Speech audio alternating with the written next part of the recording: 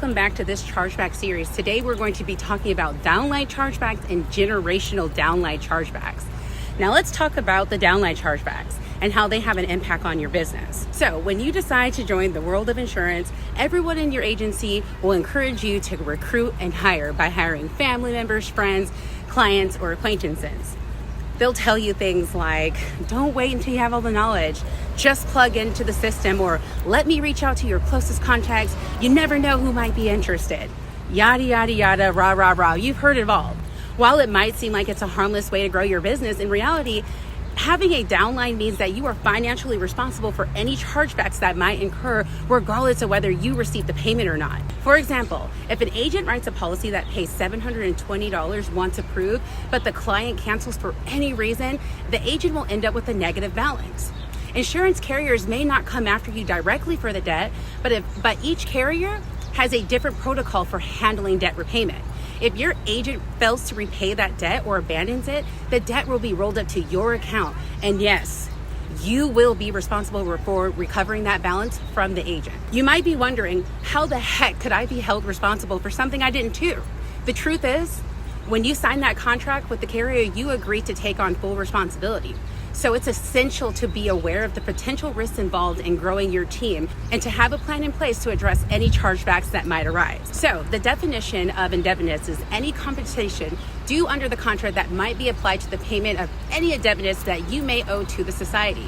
Indebtedness includes any monetary claim against the society and having against you, including but not limited to advance paid, overpayments of commission, reversals of commission, indebtedness of your sub-agents, downlines, which society has deemed uncollectible, and the other miscellaneous charges that you have authorized. Whoa, it sounds crazy, but that is why it is so important for you to be mindful of the people that you hire. So here are a few tips on protecting your business moving forward. So the first thing you can do is monitor your agent's business. This is how I caught an agent trying to rewrite policies with another carrier. I saved over $7,000 of additional debt, but that was not before he racked up $13,000.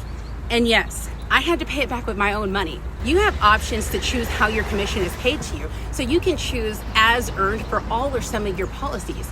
Most carriers follow an as earned chargeback, meaning you only paid back what the client didn't pay, but that's only limited to a number of carriers.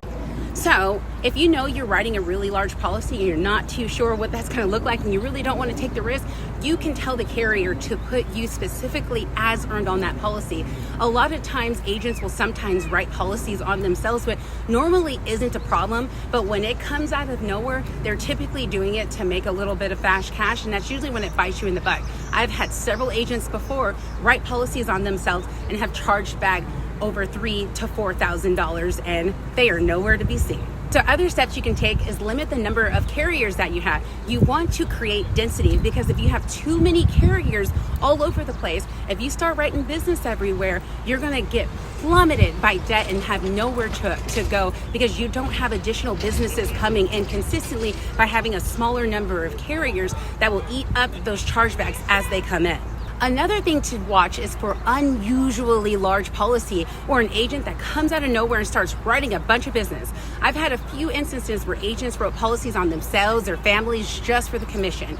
More often than not, it just proves that they're probably struggling, and now they just took one or more debt that can affect you and your downline. When I see those, I make sure that they are paid on as earned. So anytime I see self-written policies, I immediately reach out to the carrier and say, pay that one on as earned, and guess what? It ends up getting canceled 10 times out of 10 times. Other options you can do is just be a producer. I was someone that was a top producer that wrote $20,000 before, $30,000, $40,000, $56,000 in my biggest month before.